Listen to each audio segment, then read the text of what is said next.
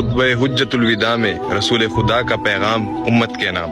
خطبہ حجۃ الوداع میں رسول خدا نے فرمایا کہ اے لوگو سنو، مجھے نہیں لگتا کہ میں اگلے سال تمہارے درمیان موجود ہوں گا، لہٰذا میری باتوں کو غور سے سننا اور ان کو ان لوگوں تک پہنچانا جو کہ یہاں تک نہیں پہنچ سکے۔ اے لوگو، جس طرح آج کا یہ دن، یہ مہینہ اور یہ جگہ حرمت والے ہیں، اسی طرح ہر مسلمان کی جان، مال اور عزت بھی حرمت والے ہیں، تم انہیں چھیڑ نہیں سکتے۔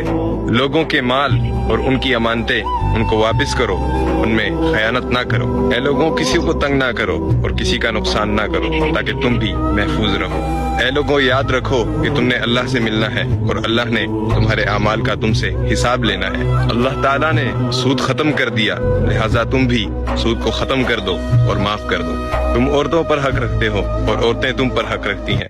جب وہ اپنی تمام حقوق پوری کر رہی ہیں تو تم پر لازم ہے کہ ان کی تمام ذمہ داریاں پوری کرو۔ رسول خدا نے فرمایا وَلَا تَقْرَبُوا الزِّنَا، اور زنا کے قریب بھی مت جانا۔ اے لوگوں، میری بات غور سے سنو، صرف اللہ کی عبادت کرو اور 5 نمازیں پوری رکھو، رمضان کے روزے رکھو اور زکوٰۃ ادا کرتے رہو، اور اگر استطاعت رکھتے ہو تو حج ادا کرو۔ زبان کی بنیاد پر، رنگ و نسل کی بنیاد پر تم تعصب میں مت پڑ جانا، کسی کالے کو گورے پر اور گورے کو کالے پر، عربی کو اجمی پر اور اجمی کو عربی پر کوئی فوقیت حاصل نہیں ہے۔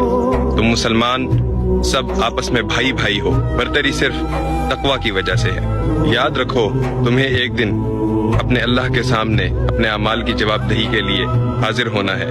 خبردار رہو، میرے بعد گمراہ مت ہو جانا۔ اے لوگو، یاد رکھنا کہ میرے بعد کوئی نبی نہیں آئے گا اور نہ ہی کوئی نیا دین لایا جائے گا۔ اے لوگوں، میں تمہارے لیے 2 چیزیں چھوڑ کر جا رہا ہوں، ایک قرآن اور دوسرا میرے اہل بیت۔ تم ان کی پیروی کرو گے تو کبھی گمراہ نہیں ہوگے۔ سنو، تم لوگ جو موجود ہو، اس بات کو اگلے لوگوں تک پہنچانا اور وہ اسے اگلے لوگوں تک پہنچائیں، اور یہ ممکن ہے کہ بعد والے میری بات کو پہلے والوں سے زیادہ بہتر سمجھ سکیں۔ اور پھر آخر میں رسول خدا نے اپنا چہرہ انور آسمان کی طرف اٹھایا اور فرمایا کہ اے اللہ، گواہ رہنا کہ میں نے تیرا پیغام تیرے لوگوں تک پہنچا دیا۔ میں نے رسول خدا کا یہ پیغام امت کے کچھ لوگوں تک پہنچانے کی کوشش کی، اور اللہ ہمیں ان لوگوں میں شامل کرے جو اس پیغام کو مزید لوگوں تک پہنچا سکیں۔